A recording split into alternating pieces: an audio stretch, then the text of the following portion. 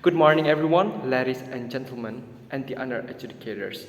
I am Suma Souza Hanfigo from SMA Negeri 1 Wonosobo. Before I start, first of all, I would like to thank the educators for letting me speak my arguments here today.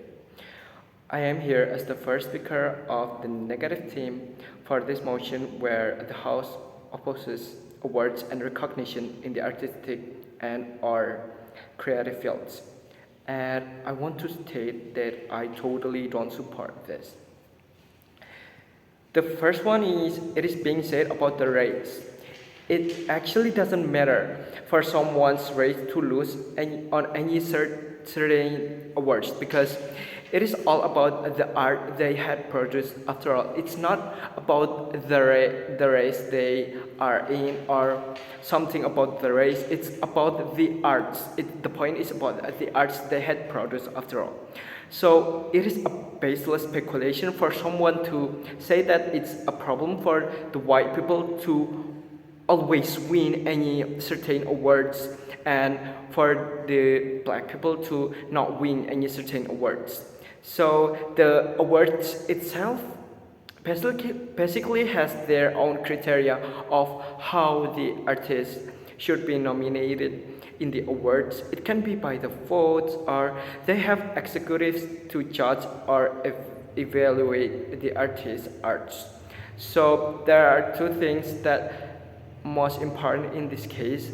So the speculations say that it is based on the race thing, but it is not. It is basically on the votes and or by the executives from the awards to judge or evaluate the artist's arts.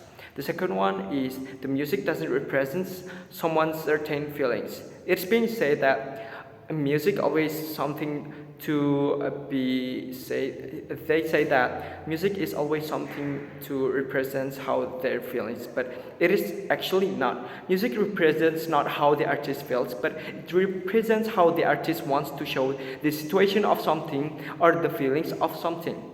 It seems to be subjective, but it is actually subjective. So for the example, K-pop songs, for the certain groups of K-pop, they have produced many songs, but that's not all about how they're feeling. It just represents of how they want to express their arts. It's their creativity. It's not always about the feelings. They just want to show the situation of something or the feelings of any certain imaginable situation, for example.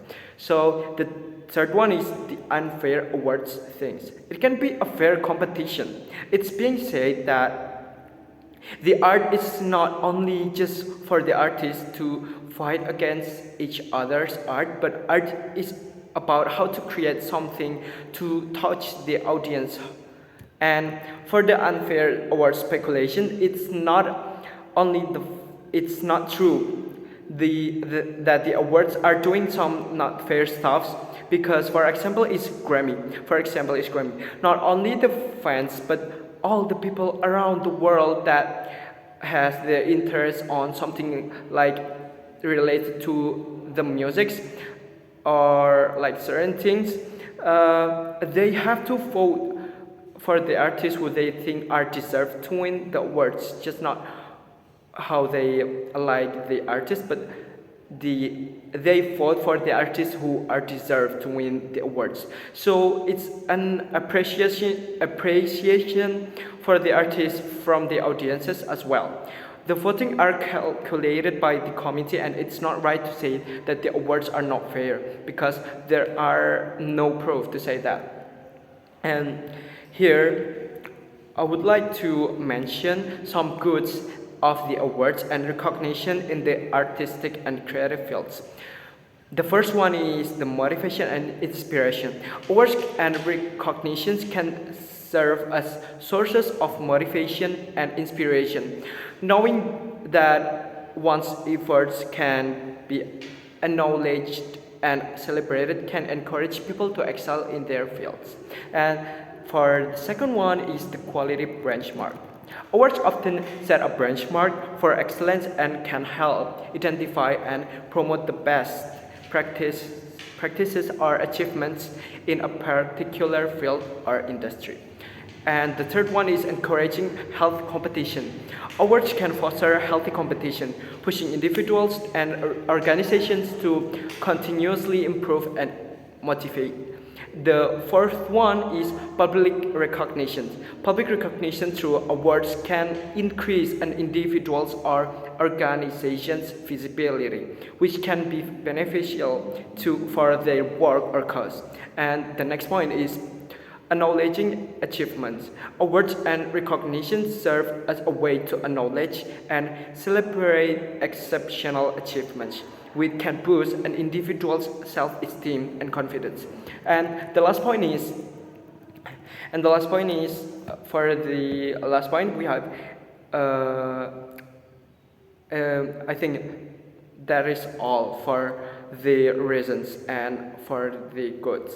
And I can conclude, and in conclusion, the debate over whether to oppose awards and recognitions is nuanced. While there are valid concerns about their potential negative consequences, there are also arguments in favor of their role in motivating, benchmarking, and acknowledging exceptional achievements. The effectiveness and ethics of awards and recognitions depend on how they are implemented, their transparency and their fairness in recognizing merit rather than bias or popularity. That's all.